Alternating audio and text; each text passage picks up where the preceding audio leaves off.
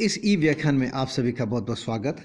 इस ई व्याख्यान में ई लेक्चर में हम केंद्रीय बैंक की साख नियंत्रण की विधियों के अंतर्गत पार्ट 2 का अध्ययन कर रहे हैं और इसमें जो साख नियंत्रण की विधियां हैं, परिमाणात्मक साख नियंत्रण और गुणात्मक साख नियंत्रण, इसमें गुणात्मक साख नियंत्रण के बारे में विस्तार से अध्ययन करेंगे। इससे पूर्व के व्याख्यान में हमने केंद्रीय बैंक की जो साख निर्माण की विधियां हैं, ये दो किस तरह से हैं और जो परिमाणात्मक साख विधि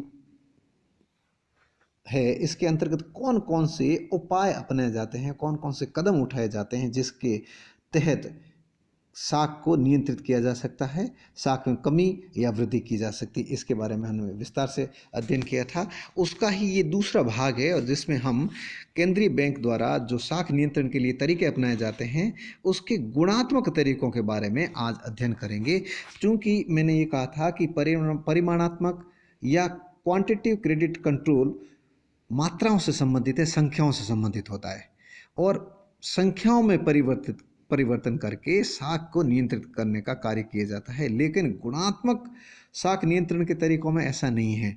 गुणात्मक साख नियंत्रण के तरीके परोक्ष रूप से उन मात्राओं में जो होने वाले परिवर्तन हैं और उनके होने वाले जो प्राप्त किए जाने वाले रिजल्ट हैं उनको प्रभावित करती है, उनको सही दिशा में कार्य करने के लिए प्रेरित करती है, उनमें मदद करती है। इसलिए इन्हें गुणात्मक साख नियंत्रण विधियां कही जाती है और इन विधियों में जो समावेश की जाती है उनमें बैंकों के नकद कोषों की मात्रा को प्रभावित किए बिना इस साख का उपयोग प्राथमिकता अनुसार किया जा सके, इसलिए इन विधियों का उपयोग किया जाता है। और ये जो विधियां हैं वो चयनित साख नियंत्रण, साख का राशनिंग, नैतिक अनुनय, प्रचार और प्रत्यक्ष कार्रवाई के रूप में हम इनको उल्लेखित कर सकते हैं। गुणात्मक साख नियंत्रण के बारे में या इनकी विधियों के बारे में खास करके जो इनके उद्देश्य है उसके बारे में कहा जाता है कि गुणात्मक साख नियंत्रण का उद्देश्य साख की कुल मात्रा को नियंत्रित करना नहीं होकर साख के विभिन्न उपयोगों पर नियंत्रण करना होता है ताकि साख का उपयोग वांछित प्राथमिकताओं और लक्ष्यों के अनुकूल हो। अवांछित उपयोगों में साख उपयोग को रोका जा सके। यही गुणात्मक साख नियंत्रण विधियों का जो मूल उद्देश्य होता है यही होता है। जैसा कि मैंने आपको बताया था कि यह सीधे सीधे प्रत्यक्ष रूप से मात्राओं से संबंध नहीं रखती है। ऐसे कोई कदम नहीं होते हैं जिनको उठाने से सीधा ही मुद्रा की मात्रा में परिवर्तन हो सकता हो या क्रेडिट कंट्रोल हो रहा हो, साख मुद्रा की मात्रा में वृद्धि हो रही हो या कमी हो रही हो। लेकिन जो मुद्रा की मात्रा में वृद्धि और कमी के लिए उपाय अपनाए जाते हैं वो पूरी तरह से सही साबित हो या उस दिशा में सफलता हासिल हो, उसके लिए मददगार जो नीतियां हैं वही नीतियां गुणात्मक साख नियंत्रण के अंतर्गत मानी जाती है। और इसके लिए पहली जो विधि है वह है चयनित साख नियंत्रण, सेलेक्टिव क्रेडिट कंट्रोल। चयनित साख नियंत्रण में समूचे अर्थशास्त्र को प्रभावित किए बिना ही केवल विशेष क्षेत्रों की आर्थिक अथवा वित्तीय क्रियाओं को प्रभावित किया जाता है। जैसे अगर खाद्यान्न के स्टॉक पर नियंत्रण करना है तो केंद्रीय बैंक खाद्यान्न के लिए दिए जाने वाले अग्रिमों तथा ऋणों को सीमित करवा सकता है। इसी प्रकार योजनाओं में प्राथमिकता प्राप्त क्षेत्रों को पर्याप्त ऋण एवं अग्रिम उपलब्ध किए जा सकते हैं। केंद्रीय बैंक व्यापारिक बैंकों को ग्रामीण एवं लघु उद्योगों में अधिक ऋण देने का निर्देश दे सकता है। जैसे राष्ट्रीयकरण के बाद कृषि और उद्योगों के लिए अधिक वित्त व्यवस्था की जा रही है। और इसी तरह से साख जो चयनित साख नियंत्रण के कदम उठाए जा सकते हैं।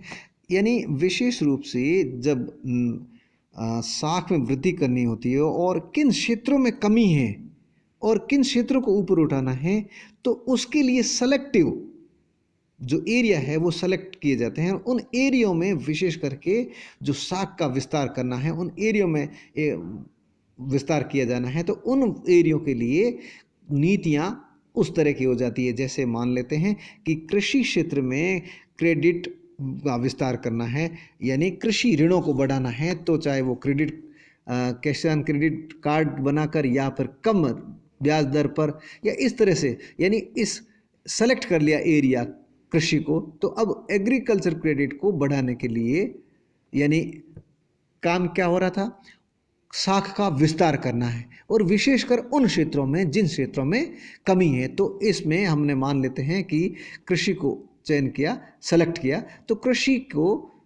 कृषि क्षेत्र को जो ऋण दिए जाते हैं उनकी वृद्धि की जाए, उसकी सीमा को बढ़ाया जाए, उस पर लिया जाने वाले ब्याज को कम किया जाए। तो इस तरह की जो नीति होती है वो सेलेक्टिव शाख नियंत्रण कहलाती है। और इसके द्वारा जो कदम होते हैं वो होते हैं, भिन्न भिन्न कटौती दरें हो सकती है, आयात पूर्व जमा हो सकता है, नकद कोषों का प्रवर्त्य प्रयोग यानी selective use of reserve requirements हो सकता है। ये कैसे हो सकता है? ये ऐसे हो सकता है कि मैंने कहा आपको कृषि क्षेत्र को अधिक ऋण देना है या कम ब्याज दर पर, तो अब जो कम अधिक ऋण देना है तो जो कोष उपलब्ध है उनमें ज़्यादातर कोषों का अधिकतर उपयोग उन्हीं सेलेक्टिव एरियो में या उन क्षेत्रों को ऋण देने में किया जाए। और यदि ब्याज दर कम ली जा रही है तो उसका भुगतान कौन करेगा, उसके लिए भी केंद्रीय बैंक के द्वारा कुछ सहयोग दिया जा सकता है। या उस नीति में जब उस उपयोग के लिए केंद्रीय बैंक से व्यापारिक बैंक ऋण लेंगे तो वो ऋण सस्ते भी मिल सकते हैं। ऐसा कुछ नीतियां अपनाई जा सकती है। फिर अंतर निर्धारण यानी फिक्सिंग ऑफ मार्जिन्स, और फिर ऋणों की जांच के लिए भी और जांच भी की जानी चाहिए और उन पर नियंत्रण भी किया जाना चाहिए। इस तरह के कुछ उपाय इसके अंतर्गत अपनाए जा सकते हैं। फिर है साख की राशनिंग। अब देखना ये बड़ा महत्वपूर्ण है। साख की राशनिंग यानी कि राशनिंग ऑफ क्रेडिट, समभाजन भी कह सकते हैं इसको। इसके तहत हम इसको यूं परिभाषित कह सकते हैं, या फिर डिकॉक ने जैसा कहा है उसको मैं पहले आपको पढ़ के सुनाता हूं। यह रीति केवल संकट काल में अपनाई जानी चाहिए और संकट की समाप्ति के साथ ही त्याग देनी चाहिए, अन्यथा यह बैंकों के सामने साख दुर्लभता की समस्या उत्पन्न कर देती है। इनके प्रयोग में विशेष सावधानी बरतनी चाहिए। यानी साख की जो राशनिंग होती है वो जब भी की जाती है तो इन बातों को ध्यान में रख कर की जानी चाहिए, क्योंकि उस समय या तो 1930 की महान मंदी के बाद उपाय अपनाए गए थे राशनिंग वाले, और फिर जो युद्धोत्तर काल थे उसमें भी इस तरह के अपनाए गए थे। तो वो लंबे समय के लिए व्यापारिक बैंकों के लिए हानिकारक हो सकते हैं, और व्यापारिक बैंक जब ध्वस्त होने लगते हैं तो उसका अल्टीमेटली मुद्रा बाजार पर बहुत ज़्यादा असर होता है। इस कारण से डिकॉक ने ऐसा लिखा है।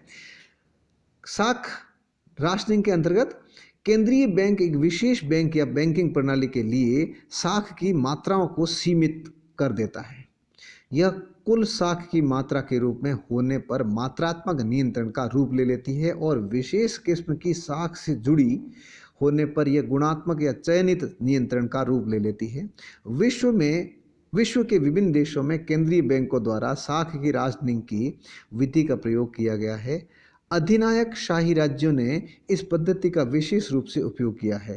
साख नियंत्रण की इस विधि में बैंकों की स्वतंत्रता पर अंकुश लग जाता है, इसलिए लोकतंत्रात्मक सरकारों में इसे पसंद नहीं किया जाता है। इसे नियोजन की आवश्यकता के लिए कुछ समय के लिए अपनाया जा सकता है, लेकिन इसका अधिक व्यापक रूप में प्रयोग नहीं होना चाहिए, क्योंकि इससे जो व्यापारिक बैंकों का या बैंकिंग व्यवस्था है वो खतरे में हो सकती है। इस कारण से इसका उपयोग कम किया जाना चाहिए। फिर है नैतिक दबाव या मोरल सुएसन, नैतिक अनुनय भी इसको कहा जाता है। इसके अंतर्गत केंद्रीय बैंक व्यापारिक बैंकों पर नैतिक दबाव डालता है ताकि वे मुद्रास्फीति के समय स्वेच्छा से साख पर रोक लगाएं और मंदी के समय साख का विस्तार करें। केंद्रीय बैंक व्यापारिक बैंकों को सलाह देता है कि वे अमुक प्रकार की बैंकिंग नीति का पालन करें तथा अमुक प्रकार की कर्ज नीति का पालन करें, लेकिन उसकी बात के नहीं माने जाने पर वह कोई सजा नहीं देता।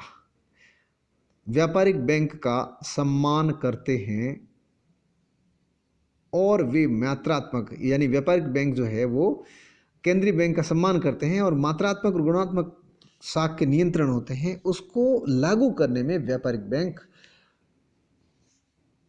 मदद करते हैं। या यूं कहिए कि जितने भी उपाय अपनाए जाते हैं वो व्यापारिक बैंकों के माध्यम से ही अपनाए जाते हैं। इसलिए केंद्रीय बैंक के नैतिक अनुनय पर ये कार्य करते रहते हैं। कई बार ये मनमानी करने लग जाते हैं जिसका केंद्रीय बैंक के पास में कोई तोड़ नहीं होता है, तो उसके लिए वो या तो इंस्पेक्शन कराते हैं या फिर पीरियडिकली इंस्पेक्शन कराते हैं या पीरियडिकली ऑडिट करवाते हैं, जिससे उनकी जो बड़ी गड़बड़ियाँ होती है सामने आती है तो उनको रोक सकती है, या फिर वो नैतिक अनुनय द्वारा ही मान लेते हैं तो फिर बैंकों के ऊपर कोई कार्रवाई नहीं की जाती है। और यदि कार्रवाई की जाती है तो ऐसी स्थिति में जब बैंक ध्वस्त हो रहे होते हैं या फिर बैंकों के ऊपर कोई संकट, आर्थिक संकट आ रहा होता है, उस समय केंद्रीय बैंक यदि वो नैतिक अनुनय मानते हैं तो वो उनके मदद करते हैं, अन्यथा उनको चेतावनी देकर उनको उनके हाल पर छोड़ने के लिए केवल वो उसमें जमा जो